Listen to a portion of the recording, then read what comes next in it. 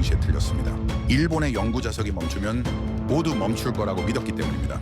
정상 공급까지 2달 정도 더 걸릴 것 같습니다. 중국의 히토류 통제 이후 일본 공장이 무너졌고 독일과 프랑스의 방산 로봇 생산은 멈췄습니다. 대체 언제까지 기다리라는 말입니까? 공급망 문서 맨 아래에 등장한 나라를 보고 전 세계가 뒤집혔습니다. 대한민국 아무도 주목하지 않았던 선택이 전 세계 생산 라인을 살려냈습니다. 도대체 한국은 언제부터 이 준비를 하고 있었던 걸까요? 지금 시작합니다. 저는 올해 나이 53 요하네스 크라프트입니다. 독일 방산 로봇 산업 컨소시엄에서 기술 전략 책임자로 근무하고 있습니다. 지금 이 순간 우리 컨소시엄은 재고 부족과 납기 지연이라는 현실적인 압박에 직면해 있습니다. 이건 정치 분석의 문제가 아니에요. 생산 라인이 멈추고 계약 일정이 밀리고 창고 수량이 바닥나는 상황입니다. 문제의 핵심은 연구 자석이었어요. 현대 군용 로봇과 무인 시스템에서 연구 자석은 대체할 수 없는 부품입니다. 드론의 모터, 무인 차량의 조향 장치, 정밀 로봇 관절, 이 모든 게 고출력 연구 자석 모터에 의존하고 있거든요. 성능을 유지하면서 다른 방식으로 바꿀 수 있는 기술은 아직 없어요. 유럽 방산 업계는 수십 년간 일본에 의존해 왔습니다. 일본은 연구 자석과 로봇 구동계 분야에서 세계 기준이었어요. 시네스 화학, TDK, 히타치 금속 같은 기업들이 만드는 네오디뮴 자석은 성능과 품질, 면에서 누구도 따라올 수 없는 수준이었죠. 우리는 그걸 당연하게 받아들였습니다. 작년 11월 중국과 일본 사이에 정치적 긴장이 고조됐어요. 영토 문제와 해양 분쟁이 불거졌고 중국 측에서 일본으로 가는 히토류 수출을 중단한다고 발표했죠. 히토류는 연구 자석의 핵심 원료였습니다. 네오디뮴, 디스프로슘, 프라세오디뮴 같은 원소들이요. 처음에는 심각하게 받아들이지 않았어요. 이런 식의 외교 마찰은 몇 년에 한 번씩 반복되는 패턴이었거든요. 며칠 지나면 협상 테이블로 돌아올 거라고 봤습니다. 실제로 산업 공급망까지 타격을 줄 거라고는 생각하지 않았죠. 하지만 지금은 2026년 1월입니다. 2달이 지났고 상황은 나아지지 않았어요. 일본 업체들의 공급은 여전히 불안정했고 우리 재고는 빠르게 줄어들고 있었습니다.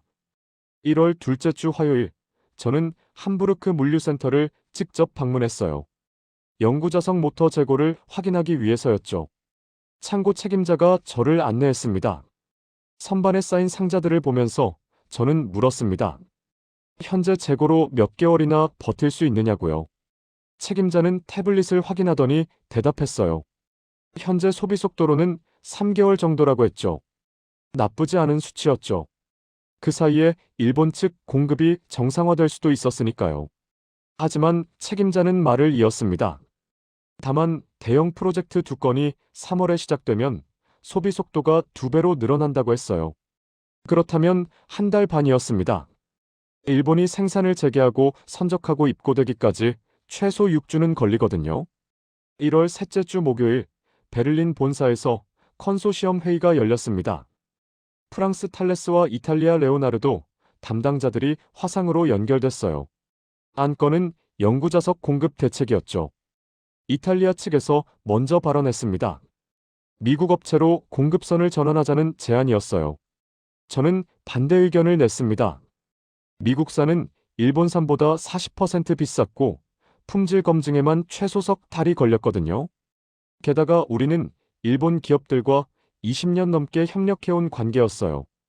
프랑스 측은 신중한 입장이었습니다. 일본의 기술력을 믿어야 한다고 했죠. 그들은 반드시 해결책을 찾을 거라고요. 저도 같은 생각이었습니다. 하지만 이탈리아 담당자는 물러서지 않았어요. 일본이 언제 회복할지 모르는데 계속 기다릴 수만은 없다고 했죠. 우리 프로젝트 일정도 중요하다고 강조했습니다. 저는 대답했어요. 그렇기 때문에 신중해야 한다고요. 검증되지 않은 공급선으로 갈아타는 건 더 큰 위험이라고 했습니다. 일본은 60년간 이 분야를 지배해온 나라였어요. 그들이 쌓아온 경험은 쉽게 무너지지 않는다고 믿었죠. 회의는 결론 없이 끝났습니다. 추가 논의는 2월로 미뤄졌어요. 1월 넷째 주 월요일, 일본 시네스 화학에서 공문이 도착했습니다. 다음 분기 생산량을 20% 추가 감축하겠다는 내용이었어요. 원자재 확보가 여전히 어렵다는 설명이 첨부되어 있었죠. 저는 그 문서를 오래 들여다봤습니다. 20% 감축이라는 숫자가 눈에 들어왔어요. 작지 않은 수치였죠. 하지만 저는 여전히 이해했습니다. 일본 기업들도 최선을 다하고 있을 거라고 믿었거든요. 그날 오후 저는 방산 프로젝트 일정표를 다시 검토했습니다. 우리 컨소시엄은 현재 대형 프로젝트 5건을 동시에 진행하고 있었어요. 차세대 정찰 드론, 무인 지상 차량, 로봇 폭발물 처리 시스템, 각각 수백억 유로 규모의 계약이었죠. 이 프로젝트들은 쉽게 미룰 수 없었습니다. 납품 일정이 계약서에 명시되어 있었고 지연될 경우 위약금이 발생했거든요. 게다가 방산 프로젝트는 국가 안보와 직결되어 있었어요. 단순한 상업 계약이 아니었습니다. 현재 재고와 일본 측 감축 생산량을 감안하면 2월 말쯤 첫 번째 프로젝트에서 차질이 생길 가능성이 있었어요. 3월에는 두 번째 프로젝트도 영향을 받을 거였죠. 그날 밤 저는 사무실에 늦게까지 남아서 보고서를 검토했습니다. 공급망 대안 분석 보고서였어요. 각국별 연구자석 생산 현황과 기술 수준이 정리되어 있었죠. 일본이 여전히 압도적이었습니다. 미국이 그 뒤를 따르고 있었고요. 유럽 자체 생산은 규모와 기술 면에서 아직 부족했어요. 중국은 원자재 생산국이지만 완제품 기술은 일본만 못했습니다. 보고서 말미에 아시아 신흥 국가들이 몇 개 더 나열되어 있었어요. 한국, 대만, 싱가포르 같은 나라들이었죠. 저는 그 항목을 천천히 읽어 내려갔습니다. 한국 관련 메모에는 몇 가지 기술적 특징이 적혀 있었어요. 히토류 사용량 최소화 설계, 대체 자성 소재 혼합, 재활용 가능 구조 모듈화, 고온, 안정성 개선, 토크 밀도 향상 가능성, 이런 내용들이었죠. 하지만 검증되지 않은 기술이었고 생산 규모도 작았습니다. 우리처럼 대량 공급이 필요한 곳에는 적합하지 않다고 판단했죠. 결국 답은 일본이었어요. 우리는 그들이 회복할 때까지 기다리는 수밖에 없었습니다. 2월 첫째 주 금요일, 저는 독일 국방부 조달청 담당자와 미팅을 했어요. 그는 프로젝트 일정에 대해 물었습니다. 차질이 생기면 문제가 크다고 강조했죠. 저는 최대한 안정적으로 관리하고 있다고 대답했어요. 일본 측 공급이 곧 정상화될 것으로 보인다고 덧붙였습니다. 하지만 재고 수치는 계속 줄어들고 있었고 납기는 계속 밀리고 있었으며 일정은 점점 촉박해지고 있었습니다. 2월 첫째 주가 끝날 무렵 저는 다시 창고 현황을 확인했어요. 재고는 예상보다 빠르게 소진되고 있었습니다. 현재 속도라면 5월 초에 바닥날 거였어요. 저는 달력을 펼쳤습니다. 지금이 2월 초였고 5월까지는 석 달이었죠. 석 달 안에 일본이 공급을 정상화하지 못하면 우리 생산 라인은 멈출 수밖에 없었습니다. 저는 책상 서랍에서 일본 업체와의 계약서를 꺼냈습니다. 20년 전에 처음 맺은 계약이었어요. 그동안 여러 번 갱신됐지만 기본 틀은 그대로였죠. 계약서를 펼치고 저는 천천히 읽어 내려갔습니다. 공급 조건, 품질 기준, 납기 일정, 모든 게 명확히 적혀 있었어요. 일본은 한 번도 이 조건을 어긴 적이 없었습니다. 그래서 저는 믿었어요. 이번에도 그들은 해낼 거라고요. 저는 계약서를 다시 서랍에 넣고 컴퓨터를 껐습니다. 내일 다시 회의가 있을 거였어요. 프랑스와 이탈리아 측과 논의해야 했죠. 어떤 결정을 내릴지는 아직 몰랐습니다. 하지만 한 가지는 확실했어요. 저는 여전히 일본이 기준이라고 믿고 있었고 그 확신을 쉽게 버릴 수 없었습니다. 다만 시간이 촉박해지고 있다는 것, 그리고 다음 결정을 더 이상 미룰 수 없다는 것도 알고 있었어요. 그게 2월 초의 제 상태였습니다. 확신과 압박 사이에서 답을 찾지 못한 채로요. 2월 둘째 주 월요일, 저는 프랑스 탈레스 측에서 보낸 주간 보고서를 검토하고 있었습니다. 그들이 진행 중인 무인 정찰 로봇 프로젝트 현황이었어요. 보고서를 읽다가 저는 손을 멈췄습니다. 시험 일정이 예정대로 진행되고 있다고 적혀 있었어요. 2월 셋째 주에 야외 기동 테스트를 실시한다는 내용이었죠. 저는 다시 읽었습니다. 분명히 예정대로라고 쓰여 있었어요. 이상했습니다. 그 프로젝트에 필요한 모터 부품은 1월 말에 소진될 예정이었거든요. 시험을 진행하려면 추가 물량이 필요했는데 일본 측 공급은 여전히 정상화되지 않았어요. 저는 탈레스 담당자에게 전화를 걸었습니다. 부품은 어떻게 확보했느냐고 물었죠. 그는 재고 조정으로 해결했다고 대답했어요. 다른 프로젝트에서 우선순위를 조정해서 이쪽으로 돌렸다고 했습니다. 그럴 수도 있다고 생각했어요. 내부적으로 긴급도를 재평가해서 물량을 재배치하는 건 일반적인 대응이니까요. 저는 전화를 끊고 다시 업무로 돌아갔습니다. 하지만 사흘 뒤 이탈리아 레오나르도 측에서도 비슷한 보고가 올라왔어요. 그들의 무인 차량 프로토타입 조립이 계획대로 진행되고 있다는 내용이었습니다. 저는 즉시 자료를 확인했죠. 레오나르도의 재고는 2월 초에 바닥났어야 했어요. 제가 직접 확인한 수치였습니다. 그런데 조립이 계속되고 있었죠. 저는 담당자에게 연락했습니다. 어디서 부품을 받았느냐고 물었어요. 그는 잠시 망설이더니 대답했습니다. 정확한 경로는 모르겠지만 물류팀에서 확보했다고 했어요. 독일 쪽 중앙 창고에서 이송받은 것 같다고 덧붙였죠. 저는 전화를 끊고 우리 물류 시스템에 접속했습니다. 함부르크 중앙 창고의 출고 기록을 조회했어요. 2월 들어서 레오나르도 측으로 3차례 출고가 있었습니다. 출고 수량을 확인했어요. 생각보다 많았습니다. 프로토타입 10대를 조립할 수 있는 양이었죠. 저는 재고 현황표를 다시 펼쳤습니다. 함부르크 창고는 1월 말 기준으로 여유가 없었어요. 그런데 어떻게 이렇게 출고할 수 있었을까요? 저는 물류 책임자를 불렀습니다. 그가 사무실로 들어왔을 때 저는 화면을 보여주며 물었어요. 이 물량은 어디서 나온 거냐고요? 그는 기록을 확인했습니다. 잠시 후 대답했죠. 2월 초에 입고된 물량이라고요. 저는 다시 물었어요. 일본에서 들어온 거냐고요? 그는 고개를 끄덕였습니다. 서류상으로는 일본 공급처로 되어 있다고 했어요. 저는 납기 추적표를 요청했습니다. 그는 태블릿을 조작하더니 화면을 제게 보여줬죠. 입고 날짜는 2월 5일이었어요. 저는 그 날짜를 기억했습니다. 일본 측에서는 2월 말까지 추가 납품이 어렵다고 통보한 상태였거든요. 그런데 실제로는 5일에 물량이 들어와 있었던 겁니다. 저는 물류 책임자에게 말했습니다. 일본 측 일정과 맞지 않는다고요. 그는 어깨를 으쓱했어요. 긴급 물량을 우선 처리한 것 같다고 대답했죠. 그럴 수도 있었어요.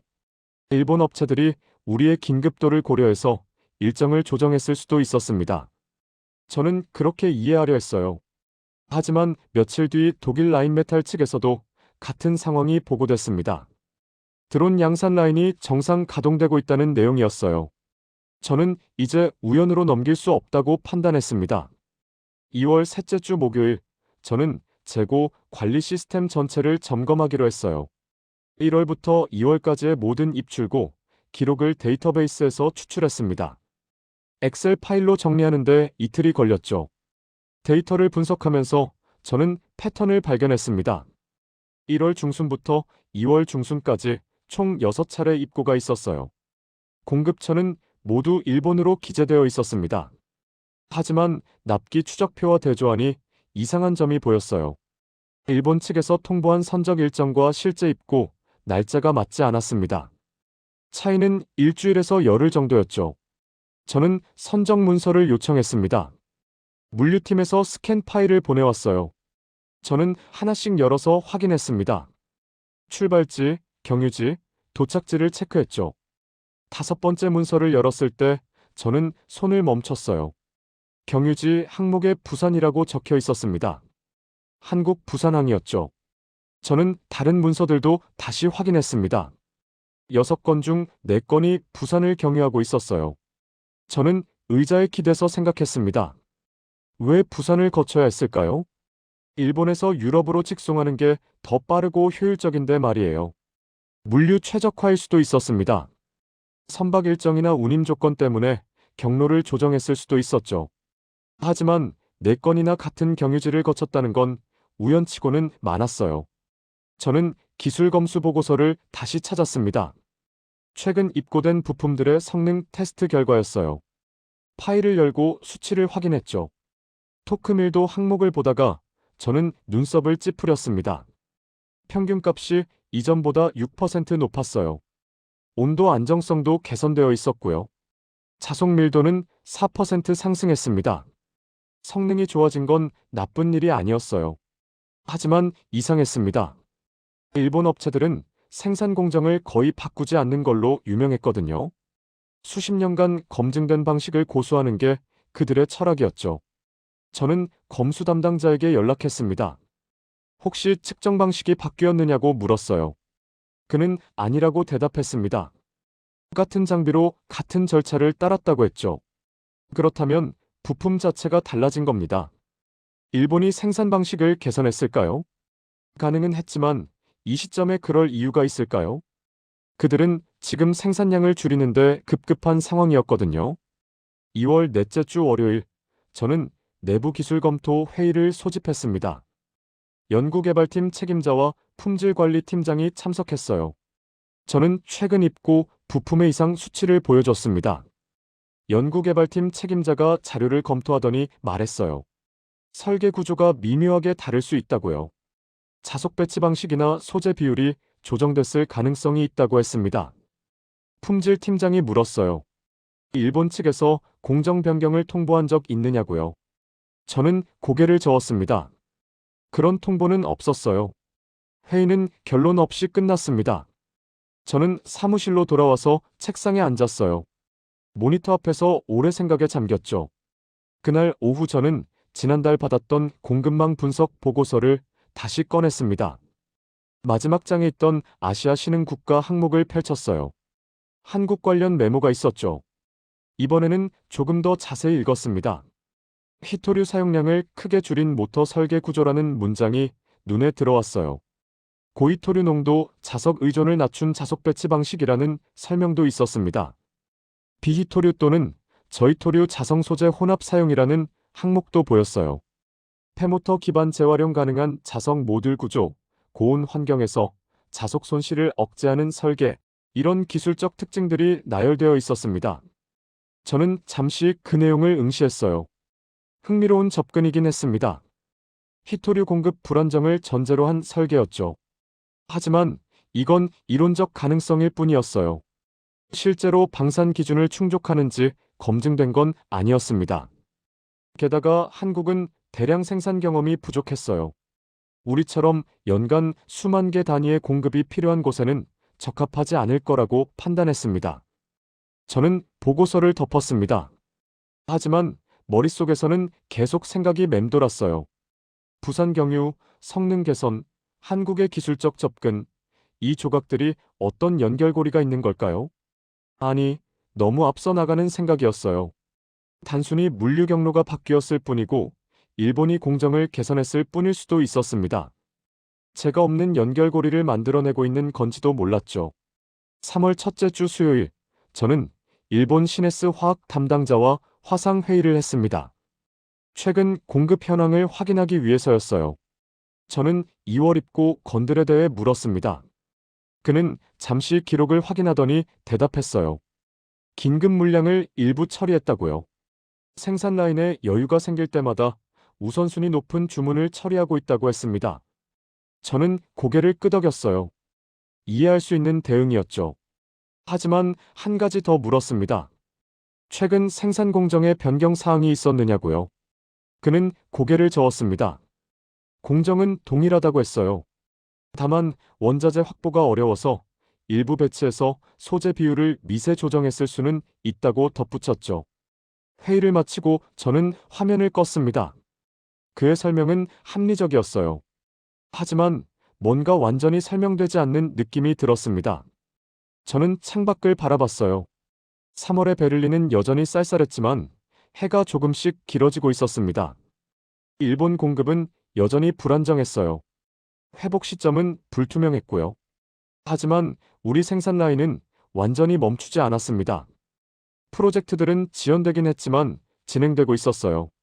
논리적으로 설명하면 내부 재배치와 우선순위 조정으로 버티고 있다는 겁니다. 일본이 가끔씩 긴급 물량을 처리해주고 있다는 거였죠. 하지만 숫자는 그렇게 말하지 않았어요. 재고 소진 속도와 입고 시기가 맞지 않았고 성능 수치는 예상과 달랐으며 물류 경로는 설명되지 않았습니다. 저는 여전히 일본을 신뢰했어요. 그들의 기술력과 경험을 의심하지 않았습니다. 한국은 여전히 검증되지 않은 변수일 뿐이었죠. 하지만 처음으로 인정해야 했습니다. 제가 가진 논리로는 지금 상황을 완전히 설명할 수 없다는 걸요. 불안이 자리 잡기 시작했어요. 공포가 아니라 이해할 수 없다는 감각이었습니다. 뭔가 제 시야 밖에서 움직이고 있다는 느낌이었죠. 저는 모니터를 껐습니다. 그리고 오래 어둠 속에 앉아 있었어요. 3월 둘째 주 금요일, 저는 더 이상 참을 수 없었습니다. 뭔가 제 이해 밖에서 움직이고 있다는 확신이 들었어요. 저는 품질관리팀 책임자를 불러서 지시했습니다. 최근 석 달간 입고된 모든 연구자석 모터의 출처 코드를 추적해달라고요. 그는 이틀 뒤 보고서를 가져왔습니다. 저는 회의실에서 그와 마주 앉아 문서를 펼쳤어요. 부품마다 고유 식별 코드가 있었고 그 코드를 통해 제조 공장과 생산 배치를 확인할 수 있었습니다. 1월 입고 건부터 확인했어요. 처음 세 건은 일본 시네스 화학도야마 공장 코드였습니다. 예상대로였죠. 하지만 네 번째 건부터 코드가 달랐어요. 저는 코드 앞자리를 확인했습니다. 제조국 식별번호였어요. 일본은 39둘로 시작했는데 이 코드는 410으로 시작했습니다. 저는 책임자에게 물었어요. 410은 어느 나라냐고요. 그는 잠시 자료를 뒤적이더니 대답했습니다. 한국이라고요. 저는 손을 멈췄어요. 한국이라는 단어를 듣는 순간 머릿속이 하얘졌습니다. 저는 다시 물었죠. 확실하냐고요. 그는 고개를 끄덕였어요. 국제표준 제조 코드 체계에서 410은 한국이라고 했습니다. 저는 문서를 계속 넘겼습니다. 2월 입고 건들을 확인했어요. 8건 중 5건이 410 코드였습니다. 3월 초 입고 건도 마찬가지였죠. 숫자를 정리하니 명확했어요. 1월 이후 입고된 연구자석 모터 중 60% 이상이 한국에서 제조된 거였습니다. 일본산이 아니었어요. 저는 의자에 기대서 천장을 올려다봤습니다. 지난 2달간 저는 일본 공급이 간헐적으로 유지되고 있다고 믿었어요. 하지만 실제로는 한국산 부품이 들어오고 있었던 겁니다. 품질 책임자가 조심스럽게 물었어요. 계약서를 확인해야 하지 않겠냐고요. 일본 업체가 하청 구조를 변경했을 수도 있다고 했습니다. 저는 고개를 저었습니다. 일본 기업들은 핵심 기술을 외부에 맡기지 않아요. 특히 방산 부품은 더욱 그렇죠. 이건 단순한 하청이 아니었습니다. 저는 즉시 기술 분석팀을 소집했어요. 한국산 부품 샘플을 해체 분석해달라고 지시했습니다. 구조가 어떻게 다른지 정확히 알고 싶었어요. 분석에는 사흘이 걸렸습니다. 3월 셋째 주 수요일 기술 분석 보고서가 제 책상에 올라왔어요. 저는 사무실 문을 닫고 보고서를 펼쳤습니다. 첫 페이지에 요약이 있었어요. 한국산 모터는 일본산과 설계 구조가 근본적으로 달랐습니다. 일본산은 고농도 네오디뮴 자석을 핵심으로 삼는 구조였어요. 히토류 함량이 높을수록 성능이 좋았죠. 하지만 한국산은 달랐습니다. 자석 집중형 설계를 사용하고 있었어요. 고이토류 자석 대신 저이토류 자성 소재를 여러 층으로 배치해서 자석 밀도를 높이는 방식이었죠. 보고서를 계속 읽어 내려갔습니다. 한국산 모터의 히토류 사용량은 일본산보다 45% 적었어요. 대신 철 기반 자성 소재와 히토류를 혼합한 복합 구조를 사용하고 있었습니다. 그럼에도 토크 밀도는 일본산과 동등했어요. 일부 항목에서는 오히려 높았죠. 고온 환경 시험 결과도 첨부되어 있었습니다. 섭씨 150도에서도 자석 손실이 8% 이내였어요. 일본산은 12%였습니다. 저는 보고서에서 손을 떼지 못했어요. 재활용 구조 항목도 있었습니다. 한국산 모터는 자석 모듈이 분리 가능하게 설계되어 있었어요. 폐모터에서 자석을 회수해 재가공할 수 있는 구조였죠. 일본사는 자석과 하우징이 소결 방식으로 일체화되어 있었습니다. 성능은 좋았지만 재활용이 거의 불가능했어요. 한국은 처음부터 재활용을 염두에 두고 설계한 겁니다. 저는 보고서를 덮고 창밖을 바라봤습니다. 3월의 오후 햇살이 사무실 바닥을 비추고 있었어요. 지난 25년간 저는 일본식 접근이 최선이라고 믿어왔습니다. 고성능 히토류 자석을 중심으로 설계하고 성능을 극대화하는 방식이요. 그게 세계 표준이었고 우리는 그 표준을 따랐죠. 하지만 한국은 다른 질문을 던졌던 겁니다. 히토류 공급이 불안정하면 어떻게 하느냐는 거였어요. 성능만 추구하다가 공급망이 끊기면 의미가 없다는 거였죠. 그들은 성능 경쟁에서 이기려 한 게 아니었어요. 구조적 취약점을 제거하려 했던 겁니다. 저는 한국 업체에 직접 연락하기로 결정했습니다. 공급망 팀에 한국 측 담당자 정보를 요청했어요. 다음 날 이름 하나가 올라왔습니다. 김도연이었어요. 울산의 한 연구자석 전문 기업에서 기술 이사로 근무하는 사람이었죠. 저는 그에게 화상회의를 요청했습니다. 회의는 3월 넷째 주 목요일 오후에 잡혔어요. 저는 그날 아침부터 질문 목록을 정리했습니다. 언제부터 개발했는지, 왜 유럽에 알리지 않았는지, 일본과 어떻게 다른지 물어볼 게 산더미였어요. 오후 2시에 화면이 켜졌습니다. 김도연이 나타났어요. 40대 중반쯤으로 보이는 남성이었죠. 표정은 차분했고 말투는 절제되어 있었습니다. 저는 인사를 건넨 뒤 바로 질문했어요. 히토류 사용량을 줄이면서도 성능을 유지하는 게 어떻게 가능한지 설명해달라고요. 김도연은 잠시 생각하더니 대답했습니다. 고농도 히토류에 의존하지 않는 설계를 처음부터 목표로 삼았다고 했어요.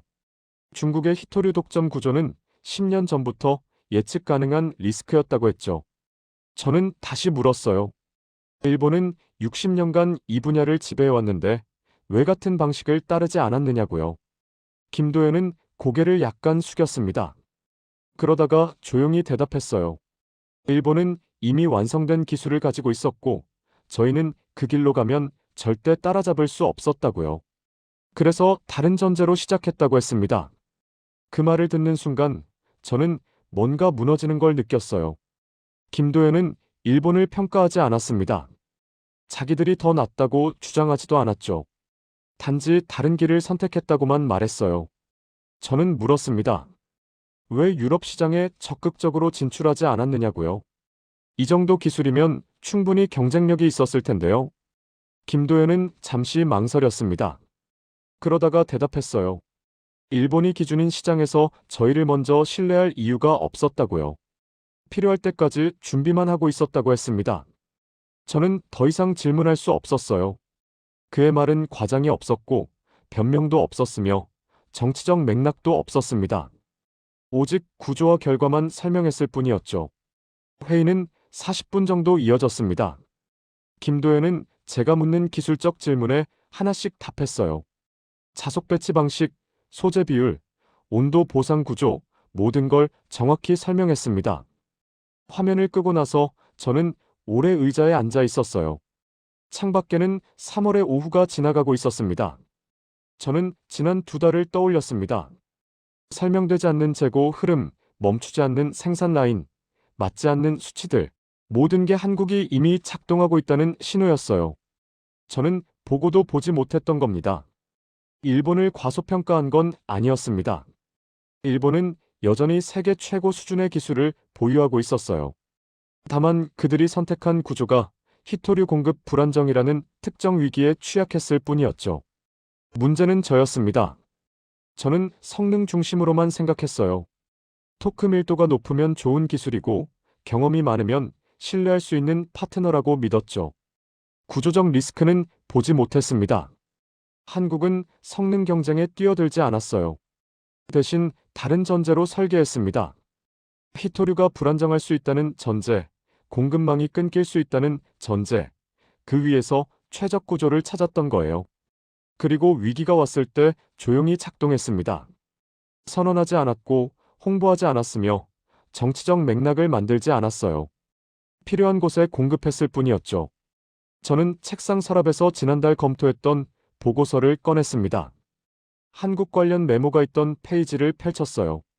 히토류 사용량 최소화, 재활용 구조, 고온 안정성, 모든 키워드가 거기 있었습니다. 저는 그걸 무시했었어요. 검증되지 않은 기술이라고, 보조자료 정도라고 치부했죠. 하지만 그건 이미 작동하고 있었고, 검증되고 있었으며, 우리 생산 라인을 유지시키고 있었습니다. 저는 보고서를 덮었습니다. 그리고 오래 생각에 잠겼어요. 한국은 단순한 임시 대안이 아니었습니다. 일본이 위기를 겪는 동안 나타난 우연한 구원자도 아니었어요.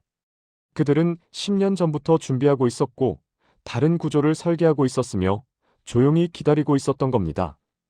저는 제 자신에게 물었습니다. 왜 몰랐을까요? 왜 보지 못했을까요? 답은 명확했어요. 저는 일본이 기준이라고 믿었고, 그 기준을 의심하지 않았으며, 다른 가능성을 배제했습니다. 제 확신이 제 시야를 가렸던 거예요. 그날 저녁 저는 컨소시엄 대표들에게 보고서를 작성했습니다. 한국이 이미 주요 공급처로 작동하고 있다는 내용이었어요. 단순한 대체가 아니라 구조적으로 다른 접근을 가진 공급처라고 썼습니다. 보고서를 보내고 나서 저는 창밖을 바라봤어요. 3월의 밤이 내리고 있었습니다. 저는 한국을 아직 존경한다고 말하지 않았어요. 그럴 단계는 아니었습니다. 다만 인정했죠.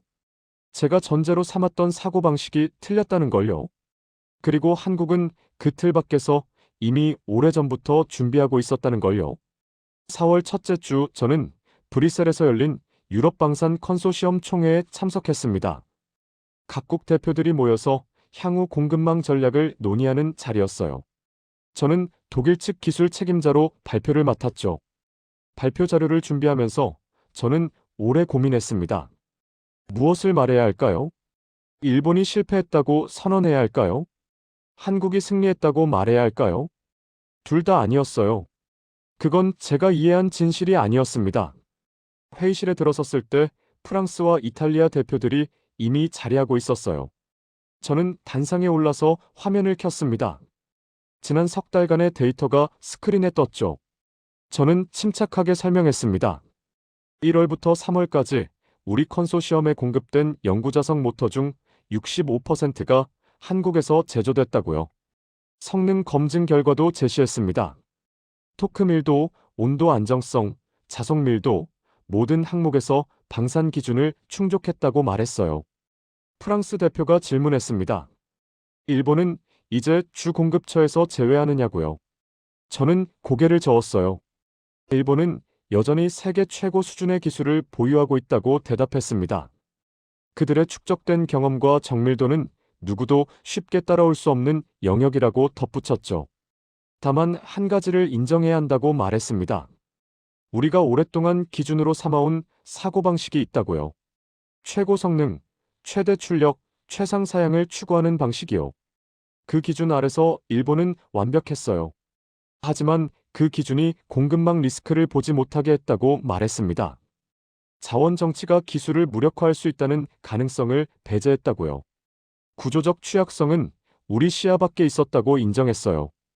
회의실이 조용해졌습니다. 저는 계속 말했어요. 한국은 다른 질문을 먼저 던졌다고요. 성능을 최대화하는 게 아니라 공급을 안정화하는 구조를 어떻게 만드느냐는 질문이었다고 했습니다. 이탈리아 대표가 물었어요. 그렇다면 한국이 새로운 기준이 되는 거냐고요. 저는 잠시 말을 멈췄습니다. 그러다가 대답했죠. 기준이 바뀌는 게 아니라 기준이 확장되는 거라고요. 성능만이 아니라 구조도 중요하다는 걸 이제 우리가 이해하게 됐다고 말했습니다. 발표는 40분 정도 이어졌어요. 질문과 답변이 오갔고 토론이 있었습니다. 결론은 명확했죠. 한국을 공식 주 공급처에 포함하기로 했습니다. 일본과 함께요. 회의가 끝나고 저는 호텔로 돌아왔습니다. 방에 들어서서 넥타이를 풀고 창밖을 바라봤어요. 브뤼셀의 오후는 화창했습니다. 저는 책상에 앉아서 노트를 펼쳤어요. 한국 기술에 대해 정리하고 싶었습니다. 더 이상 추측이 아니라 이해한 것으로서요. 한국은 히토류 사용량을 설계 단계에서부터 최소화했습니다. 일본처럼 고농도 네오디뮴 자석에 의존하지 않았어요. 대신 자석 집중형 배치 구조를 사용했죠. 자석을 특정 위치에 집중 배치해서 자석 밀도를 높이는 방식이었습니다. 그리고 저히토류와 비히토류 자성 소재를 혼합했어요. 철 기반 소재와 히토류를 조합해서 전체 히토류 의존도를 낮췄습니다. 성능은 유지하면서요. 검증 결과도 명확했습니다. 고온 환경에서 자석 손실이 제한적이었어요. 섭씨 150도에서도 8% 이내였죠. 고부하 방산 환경에서도 성능 열화가 크지 않았습니다. 재활용 구조도 인상적이었어요. 한국산 모터는 자석 모듈이 분리 가능하게 설계되어 있었습니다. 폐모터에서 자석을 회수해서 재가공할 수 있었죠. 순환 구조를 처음부터 염두에 둔 설계였습니다. 저는 노트에 한 문장을 적었습니다. 이 구조는 위기 이전에 완성되어 있었다고요. 한국은 위기가 와서 대응한 게 아니었어요. 위기를 가정하고 먼저 설계했던 겁니다. 10년 전부터요. 중국의 히토류 독점이 언젠가 정치적 무기가 될 거라고 예상했고 그 전제 아래서 구조를 만들었던 거예요. 이건 단순히 기술이 뛰어나다는 이야기가 아니었습니다. 다른 시간 개념으로 움직였다는 의미였어요. 남들이 현재를 최적화할 때 그들은 미래의 리스크를 설계해 넣고 있었던 겁니다. 4월 둘째 주 저는 김도연과 다시 화상회의를 했습니다. 이번에는 공식 계약 논의가 아니었어요. 저는 그에게 물었습니다. 10년 전에 이 구조를 생각했을 때 확신이 있었느냐고요. 김도연은 잠시 말이 없었어요. 그러다가 조용히 대답했습니다. 확신은 없었다고요. 다만 필요할 거라고 생각했다고 했어요. 그래서 준비했다고 덧붙였죠. 저는 다시 물었습니다. 왜 유럽에 적극적으로 홍보하지 않았느냐고요. 기술이 검증됐을 때 시장에 나섰어야 하지 않았냐고요. 김도연은 고개를 약간 기울였습니다. 그러다가 대답했어요. 저희가 먼저 나서면 신뢰받기 어렵다고 판단했다고요. 대신 필요할 때까지 기다렸다고 했습니다. 실제로 작동하는 게 증명이라고 생각했다고 덧붙였어요. 그 말을 들으면서 저는 뭔가 깨달았습니다. 김도연은 끝까지 성과를 말하지 않았어요. 일본을 평가하지도 않았고 위기를 기회로 포장하지도 않았습니다. 그저 설계와 결과만 남겼죠. 이 침묵이 더 강력했습니다. 말하지 않는 게 더 많은 걸 전달했어요. 한국은 인정받기 위해 싸우지 않았습니다. 작동하는 구조를 만들고 필요할 때 조용히 공급했을 뿐이었어요.